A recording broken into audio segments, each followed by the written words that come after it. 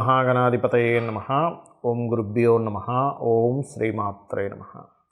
పరమేశ్వర స్వరూపమైనటువంటి జ్యోతిష, వాస్తు మరియు ఇతర అనేకమైనటువంటి శాస్త్రములను మనకు అందించినటువంటి మహర్షులకి నమస్కారం. హయగ్రీవ హయగ్రీవ హయగ్రీవేతి యో వదేత్ తస్య నిస్సరతే వాణి జిహ్నుకన్యా ప్రవాహవత్. అరుణాం కరుణాతరంగితాక్షీం ధృతపాశాంకుశపుష్పబాణచాపాం అనిమాదిభిరావృతాం మయూకైః అహమిత్యేవ విభావయే భవానీం. శ్రీమాత్రే నమః. ప్రేక్షకులందరికీ కూడా ఆ లలితాంబిక అమ్మవారి అనుగ్రహం పరిపూర్ణంగా కలగాలని మనస్ఫూర్తిగా కోరుకుంటూ, మనం ఈరోజు చాలామంది నన్ను అడిగినటువంటి ఒక ప్రశ్న ఏమిటి అంటే, ఏమంటే మేము లైఫ్లో ఫైనాన్షియల్గా బాగా చితికిపోయి ఉన్నాము, మరలా మేము రీస్టార్ట్ చేయాలి అనుకుంటే పర్టికులర్గా ఏదైనా ఒక్కొక్క లగ్నం బట్టి లేదా ఒక్కొక్క రాశిని బట్టి ఫలానా వాళ్ళ ద్వారా ధనం తీసుకొని స్టార్ట్ చేయడం కానీ, లేకపోతే ఫలానా రోజు స్టార్ట్ చేయడం కానీ, ఫలానా దేవత ఆరాధన చేసుకుంటూ స్టార్ట్ చేయడం కానీ, మళ్ళీ నా లైఫ్ని కనుక రీస్టార్ట్ చేయాలనుకుంటే ఎటువంటి రోజు అంటే ఏ రోజు ఎటువంటి వాటిల్లోకి ఎంటర్ అవ్వడం ఇట్లాంటివి ఏమైనా ఉంటుందా అని.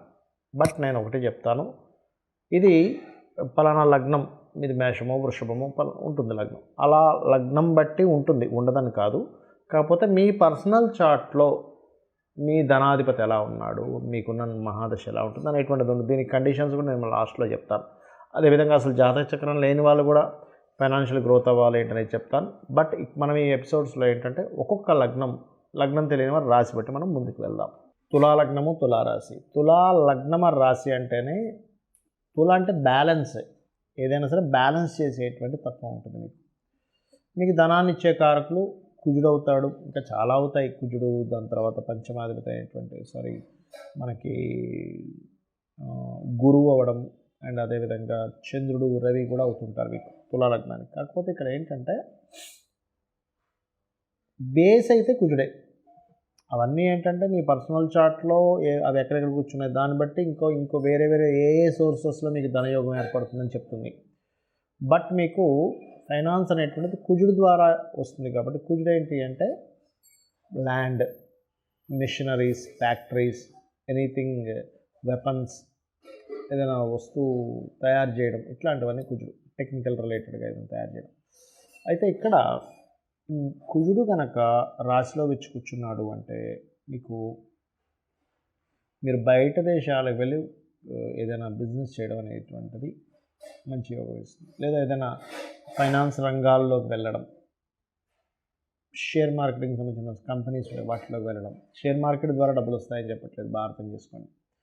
లేదంటే ఇది సప్తమంలో ఉన్న లగ్నంలో ఉన్న గుర్తుపెట్టుకోండి. ఒకవేళ ఇదే మీకు ఈ కుజుడే మీకు 2లో ఉన్నాడు, ఓన్ హౌస్లో ఉన్నాడు, అప్పుడు మాత్రం 100% మీరు ల్యాండ్స్ మీద ఇన్వెస్ట్మెంట్ చేయడం, లేదా గవర్నమెంట్ రిలేటెడ్ సంబంధించిన వాటి మూలంగా డబ్బులు రావడం అనేటువంటిది ఇక్కడ ఇచ్చి తీరుతాడు. ఇది గుర్తుపెట్టుకోండి. 3లో ఉన్నాడు అనుకోండి, అప్పుడు కూడా ల్యాండ్స్ మూలంగా ఇస్తాడు. బికాజ్ ఆఫ్ ల్యాండ్ కారకుడు వెళ్ళి మీడియేటింగ్ ప్లేస్లో కూర్చున్నాడు. సో మీడియేటింగ్ ద్వారా ల్యాండ్ మూలంగా డబ్బులు రావాలి. మరి అదే 4లో కూర్చున్నాడు, మరి అక్కడ ఎగ్జాల్టెడ్ ఒక పొజిషన్ కదండి, ఇస్తాడంటే అక్కడ కూడా ఇస్తాడు. కానీ దానికంటే ఎక్కువగా ఏదైనా నేర్పడం ద్వారా, అందులో ముఖ్యంగా కొంతమంది చూడండి ఐఏఎస్, ఐపీఎస్ ట్రైనింగ్ సెంటర్స్ పెడుతూ ఉంటారు, వాటి ద్వారా డబ్బులు వస్తాయి. లేదా ఒక ఫ్యాక్టరీ ఎట్లా బిల్డ్ చేసుకోవాలి, ఒక కంపెనీ ఎట్లా బిల్డ్ చేసుకోవాలి, దీని ద్వారా డబ్బులు వస్తూ ఉంటాయి. 5th హౌస్లో ఉన్నాడు అనుకోండి, అప్పుడు మాత్రం ఏంటంటే మీరు ఇప్పుడు చూడండి కొంతమంది మైనింగ్ చేస్తుంటారు, ఇట్లాంటి వాటి ద్వారా డబ్బులు వస్తూ ఉంటాయి. బికాజ్ ఆఫ్ ఒక సీక్రెట్ హౌస్లో ఉండేటువంటి కారకుడు ఇంకో సీక్రెట్ హౌస్లోకి వెళ్ళి కూర్చున్నాడు. అలాగే 6లో వెళ్ళి కూర్చుంది గ్రహం, గవర్నమెంట్ జాబ్స్ రావడానికి ఒక ప్రదేశం కాకుండా, ఉన్న ప్రదేశం కాకుండా వేరే ప్రదేశానికి వెళ్ళి ట్రై చేసుకోవడం ద్వారా వస్తుంది అక్కడ. 7th అయితే ఎలాగో చెప్పాను. అండ్ అట్లాగే ఇంకోటి ఏంటంటే 7thలో ఉంటే ఏంటంటే, సెకండ్ లార్డ్ 7thలో ఉంటే సర్వసాధారణంగా మీకు బయట దేశానికి వెళ్ళడం ద్వారా ఒకటి, సహజంగా 2 and 7 ఒకరికే వచ్చింది కాబట్టి మీ యొక్క జీవిత భాగస్వామి స్త్రీ కావచ్చు, పురుషుడు కావచ్చు, వాళ్ళ సహకారం కూడా ఉంటుంది. బట్ ఇక్కడ మార్స్ ఉండే పొజిషన్ బట్టి ఆధారపడి ఉంటుంది. మీకు అదే కుజుడు అష్టమంలో ఉన్నప్పుడు సన్ సైన్ని చూస్తాడు కాబట్టి, సింహరాశిని చూస్తాడు కాబట్టి, మీకు గవర్నమెంట్ రిలేటెడ్ లాభాలు లేదా గవర్నమెంట్ మూలంగా ఏదైనా జాబ్స్ గవర్నమెంట్ రిలేటెడ్ సంబంధంగా మీ యొక్క ఇది మెడికల్ రిలేటెడ్ ఆరోగ్యం అంటే ఎంతసేపు మనం హాస్పిటల్స్ అనుకుంటాం, జిమ్ కూడా ఆరోగ్యానికి సంబంధమే. అలా ఆరోగ్యాన్ని ఇచ్చే ఏ సెక్టార్స్ అయినా మీకు డబ్బులు ఇస్తాయి, గుర్తుపెట్టుకోండి. అలా సడన్గా కూడా ఇస్తూ ఉంటుంది 8th హౌస్లో ఉండడం వల్ల. అదే కుజుడు మీకు 9th హౌస్లో అంటే కన్యా మిథున రాశిలో ఉన్నాడు ఉదాహరణకి, అప్పుడు మీకు పర్టికులర్గా అది కొంచెం బుధుడు రాశుల్లో వెళ్ళి కుజుడు ఉన్నప్పుడు అగైన్ మళ్ళీ మీకు రియల్ ఎస్టేట్ రూపంలోనే ఇస్తూ ఉంటాడు. కానీ చంద్ర రాశుల్లో ఉన్నప్పుడు మాత్రం ఒక దగ్గర ఉండకుండా రకరకాల ప్రదేశాలకి సంచారం చేసుకుంటూ, లేకపోతే రకరకాల దేశాలు తిరుగుతూ, రకరకాల రాష్ట్రాలకు వెళ్తూ ఏదైనా నేర్పడం ద్వారా కానీ, టీచింగ్స్ ట్రైనింగ్స్ ద్వారా కానీ మీకు యోగం ఉంటుంది. అదేవిధంగా మీకు రవి సైన్లో ఉన్నాడు అనుకోండి ఉదాహరణకి, అప్పుడు ఏం చేస్తాడంటే ఇక్కడ ఆరోగ్యం బేస్ మీద కూడా ఇస్తాడు. ఇక్కడ ఎందుకంటే సన్ ఈజ్ ఆరోగ్యానికి కారకుడు కదా, సో అందుకని ఆరోగ్య సంబంధంగానే డబ్బులు వస్తాయి, గుర్తుపెట్టుకోండి. కాకపోతే కొంచెం స్ట్రెస్ కూడా ఉంటుంది ఇక్కడ ధనం సంపాదించే విషయంలో, బికాజ్ ఆఫ్ సన్ సైన్లో ఉంటూ శాటర్న్ని చూస్తున్నాడు. అంటే శాటర్న్ అండ్ సన్ ఈజ్ విరుద్ధమైనటువంటివి, అందుకని. అదేవిధంగా మీకు వ్యయంలో ఉన్నాడు, 12th హౌస్లో ఉన్నాడు. ఇక్కడ కూడా ఏంటంటే వ్యయంలో ఉన్నప్పుడు ఉన్న ప్రదేశం కాకుండా వేరే ప్రదేశానికి వెళ్ళడము, ఫుడ్ రిలేటెడ్ మూలంగా ధనం రావడం, లేకపోతే ట్రాన్స్పోర్ట్ రిలేటెడ్, ట్రావెలింగ్స్ రిలేటెడ్ వీటి మూలంగా డబ్బులు ఇస్తాడు. అయితే మీరు ఎక్కువగా స్కందుని ఆరాధన చేయండి, సుబ్రహ్మణ్యేశ్వర స్వామి అష్టకం చదువుకోండి, ఫైనాన్షియల్గా బాగుంటుంది. ఇక్కడ నేను మీకు కొన్ని కండిషన్స్ కూడా చెప్తాను. ఏమిటది అంటే అందరూ చేసుకోవాల్సిన ఫస్ట్ అసలు మంత్రం ఏమిటి, ఫైనాన్షియల్గా నాకు రావట్లేదండి, ఓం సంపత్కరీ సమారూఢ సింధుర వ్రజ సేవితాయే నమః. లేదు బాగా అప్పులు ఉన్నాయి, గొడవలు ఉన్నాయి, ఆ గొడవలు తీరిగితే కానీ నాకు డబ్బులు రావంటూ ఉంటారు. అలాంటప్పుడు నవవిద్రుమ బింబశ్రీ ఞక్కారి రతనచ్చద, దీనికి ముందు ఓము లాస్ట్లో నమః కలుపుతుంది. ఓం నవవిద్రుమ బింబశ్రీ ఞక్కారి రతనచ్చదాయే నమః. అయితే ఇక్కడ మనకు కొన్ని కండిషన్స్ ఉంటాయి. ఏమిటది అంటే ప్రతి మనిషికి కూడా ఫైనాన్షియల్గా మంచి స్టేజ్కి వెళ్ళాలని అనిపిస్తుంది, అనిపించాలి కూడా. మనకు శాస్త్రాలు కూడా చెప్పింది ఏమిటంటే పురుషుడు ఖచ్చితంగా 1 సంవత్సరం సరిపోయేంత ధనాన్ని అతను ఎప్పుడూ క్యారీ చేస్తుండాలట. అది కూడా ఎవరు, గృహస్థు, సన్యాసుల గురించి కాదు నేను చెప్పేది. గృహస్థు ఖచ్చితంగా ఒక 1 year సరిపోయేంత మనీని ఆయన దగ్గర ఉంచుకుంటే ఫ్యామిలీకి ఏమీ జరగకుండా ఉంటుంది. ఇవాళ రేపు మనం చూసుకున్నట్లయితే ఏ రోజుకి ఆ రోజే పరిస్థితి, ఏ నెల కానాలే పరిస్థితి ఉంది. మనంత మనీ మన దగ్గర ఎప్పుడు ఉండాలి, నిల్వ ఉండాలి అంటే మీరు చేయవలసినటువంటి కొన్ని మనకు తెలియకుండానే కొన్ని తప్పిదాలు చేస్తూ ఉంటాం. ఏమిటవి? ఇప్పుడు నేను మీకు మంత్రం చెప్పాను, ఈ మంత్రం రెగ్యులర్గా చేయాలి. ఎప్పుడైనా గుర్తుపెట్టుకోండి, రెగ్యులర్గా ఒక రోజు ఏదో బద్దకించి ఆపేసాం, 2వ రోజు 3వ రోజు ఆగిపోతూ ఉంటుంది. కాబట్టి పాయింట్ నెంబర్ 1, రెగ్యులర్గా మంత్రం చేయడం చేయండి. ఇంకోటి, ఇప్పుడు నేను మీకు చెప్పాను ధనాధిపతి ఈ ప్లేసెస్లో ఉంటే వీళ్ళ మూలంగా వీటి మూలంగా ధనం ఉంటుంది అని. ఆ ప్లేస్లో ఇంకొక ప్లానెట్ ఏదైనా ఉంది కంజంక్షన్లో, ఏ కేతువో శుక్రుడో కుజుడో సంథింగ్ ఇంకో ప్లానెట్ వచ్చింది, లేకపోతే 2-3 ప్లానెట్స్ వచ్చి ఉంటాయి. 2-3 ప్లానెట్స్ కనుక ఉంటే మల్టిపుల్ ధన యోగాస్ ఉంటాయని అర్థం చేసుకోండి. లేదా ఏదైనా ఒక పాపగ్రహం వచ్చింది మీకు ధనాధిపతితో కలిసాడంటే ఆ పాపగ్రహ సంబంధించినటువంటిది కూడా గ్రహారాధన చేయండి. ఉదాహరణకు కుజుడు వచ్చాడు మీ ధనాధిపతితో, కుజగ్రహం దగ్గర కూడా దీపారాధన చేయండి. రవి ఉన్నాడు, కంబస్ట్ చేసుకున్నాడు, రవిగ్రహం దగ్గర కూడా చేయండి.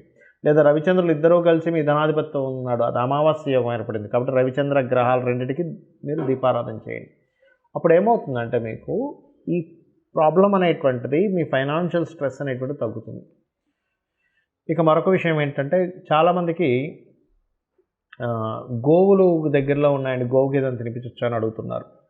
ఫైనాన్షియల్ గ్రోత్ మీకు రావాలి, మీ గ్రహస్థితిలో మంచి మార్పు జరగాలంటే మీరు చేయవలసింది సింపుల్గా ఒకటే గుర్తుపెట్టుకోండి. శనివారాలు పిడికెడు బెల్లం, సింపుల్ పిడికెడు బెల్లం తీసుకెళ్ళి దేశీవాలి గోవుకి ప్రశాంతంగా అంత హ్యాపీగా పెట్టండి చాలు. ఆ జీవి కనుక ఆనందిస్తే ప్రకృతి ఆటోమేటిక్గా మీకు పాజిటివ్ రిజల్ట్స్ ఇస్తుంది.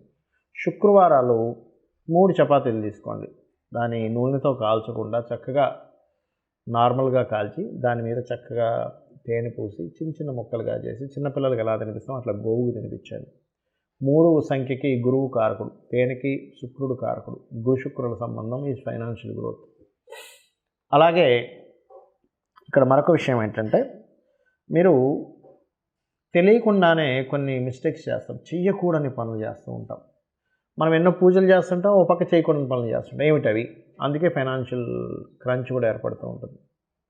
గుర్తుపెట్టుకోండి. 1, సండేస్ నాన్ వెజిటేరియన్, డ్రింకు, స్త్రీని కలవడము, తలకు నూనె పెట్టుకోవడం చేయకండి. Sunday is most important. రెండవది, ఒక పూజ చేస్తాము, ఒక మంత్రం చేస్తాం, మాటికి మళ్ళీ ఇది పని చేస్తుందో లేదో, ఇది చేశాను కానీ ఏమవుతుందో, నెగటివ్ థింకింగ్ స్టార్ట్. అలాగే ధనం అనేటువంటిది ఒక నోట్ల కట్టల రూపంలో అసలు చూడకండి దయచేసి. ధనం దేన్ని ఆశ్రయించి ఉంటుంది? ఒక స్కిల్ని ఆశ్రయించి ఉంటుంది. డబ్బులు ఎప్పుడు కూడా ఒక స్కిల్ని ఆశ్రయించి ఉంటుంది. మీకు డబ్బులు ఎక్కువ కావాలి అంటే ఎక్కువ స్కిల్స్ నేర్చుకోవాలి. ఇది మెయిన్ పాయింట్. మీ దగ్గర పలానా ఇది ఉంది, ఒక బిజినెస్ మ్యాన్ దగ్గరికి వెళ్ళి మీరు చెప్పారు, నా దగ్గర ఒక గొప్ప ఐడియా ఉంది, దీని ద్వారా మీ యొక్క బిజినెస్ డబల్ అవుతుంది అన్నారు. వెంటనే అతను మిమ్మల్ని, అవును అయితే నువ్వు నా దానిలో కొంచెం జాబ్ చేసి చూపించు అంటాడు. మీరు చూపించగలిగారు, ఏమవుతుంది? మీ యొక్క వాల్యూస్ పెరుగుతాయి. అంటే ఏమిటి? డబ్బు సంపాదించాలంటే ఎవరైనా కానీ స్కిల్స్ పెంచుకుంటుండాలి. దీని బీజం అది. ఇంకోటి ఏంటంటే, డబ్బుని చాలామంది ఏం చేస్తారు, ఒక రేంజ్లోకి వెళ్ళంగానే చప్పబడిపోతారు. అది చాలా పెద్ద మిస్టేక్. అరే నేను ఆ రోజులు చాలా బ్రతికాను, దాని తర్వాత ఎందుకు నేను పతనం అయ్యాను అంటుంటారు. బికాజ్ ఆఫ్ అప్డేట్ లేకపోవడం. ఎప్పటికప్పుడు అప్డేట్ చేసుకోవట్లేదు వాళ్ళని వాళ్ళు. ఎప్పుడైతే మనం అప్డేట్ చేసుకోవడం ఆగిపోతామో, ప్రకృతి, ఈ వరల్డ్ అనేది ఆగదు, వెళ్ళిపోతూనే ఉంటుంది. మనం అక్కడ ఆగిపోయాం, ప్రపంచం ముందుకు వెళ్ళిపోయింది. ఇది గుర్తుపెట్టుకోండి. నేను చెప్పిన పరిహారాలు చేసుకోండి. 100% మీరు లైఫ్లో సక్సెస్ అయి తీరుతారు. ఇంకా ఎక్కువ సమస్యలు ఉన్నాయండి, అసలు మైండ్ పని చేయట్లేదు అంటుంటారు చాలామంది. అసలు ఏం చేయాలో అర్థం కావట్లేదు, షివరింగ్గా ఉంది, బోల్డ్ క్రెడిట్ కార్డ్స్ అయిపోయాయి, చాలా ఇబ్బందిగా ఉంది. ఉదయం సాయంత్రం 2 సార్లు లలితా సహస్రనామాలు యూట్యూబ్లో పెట్టుకొని చక్కగా జస్ట్ ధ్యానంలో కూర్చొని, ఇక్కడ ఆ కాన్సన్ట్రేషన్ ఇక్కడ చేస్తూ అలా కూర్చోండి. మీ మైండ్ ఫస్ట్ సెట్ అవుతుంది. ఎందుకంటే నేను చాలామందిని చూస్తుంటాను, బోల్డ్ అని అప్పులు, క్రెడిట్ కార్డులు వాడేసి, అది వాడేసి, ఇది వాడేసి, అవి ఎలా కట్టాలో అర్థం కాక వాళ్ళ ఫోన్ నుంచి తప్పించుకొని ఇలాంటివన్నీ పడుతున్నారు. అప్పులు మీకు పూర్తిగా పోవాలంటే ఓం అపర్ణాయై నమః ఈ మంత్రం చేయండి. ఖచ్చితంగా మీరు ఆ యొక్క అమ్మవారి అనుగ్రహంతో మరలా పూర్వ వైభవాన్ని మీరు పొందుతారు.